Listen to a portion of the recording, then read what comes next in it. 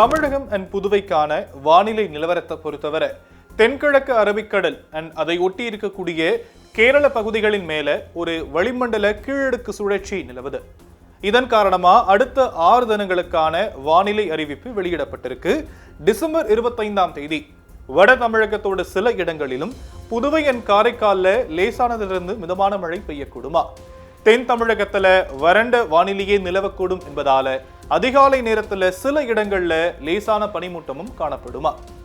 December 26 and 27 ஆகிய தேதிகள்ல தமிழகத்தோட சில இடங்களிலும் புதுவை அண்ட் காரைக்கால்ல லேசானதிலிருந்து மிதமான மழையும் அதிகாலை நேரத்துல சில இடங்கள்ல லேசான பனிமூட்டமும் காணப்படும்னு சொல்லப்பட்டிருக்கு.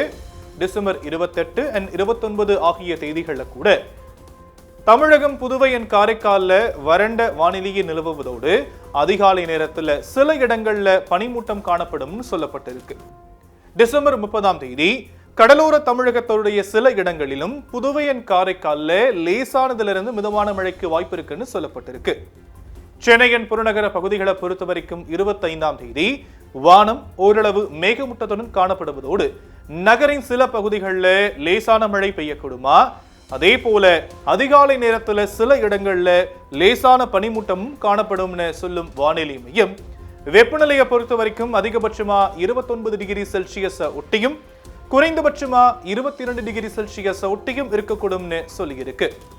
மீனவர்களுக்கான எச்சரிக்கை அப்படின்னா அரபிக்கடல் பகுதிகளில் டிசம்பர் 25ஆம் தேதியும் தமிழக கடலோர பகுதிகளில் டிசம்பர் 26ஆம் தேதி வரையும் வங்கக்கடல் பகுதிகளில் டிசம்பர் 28ஆம் தேதி வரையும் சூறாவளி காற்று மணிக்கு 55 கிலோமீட்டர் வேகத்தில் வீசக்கூடும் என்பதால மேற்குறிப்பிட்ட நாட்கள் வரைக்கும் மீனவர்கள் கடலுக்கு செல்ல வேண்டாம்னு அறிவுறுத்தி இருக்கு வானிலை மையம்.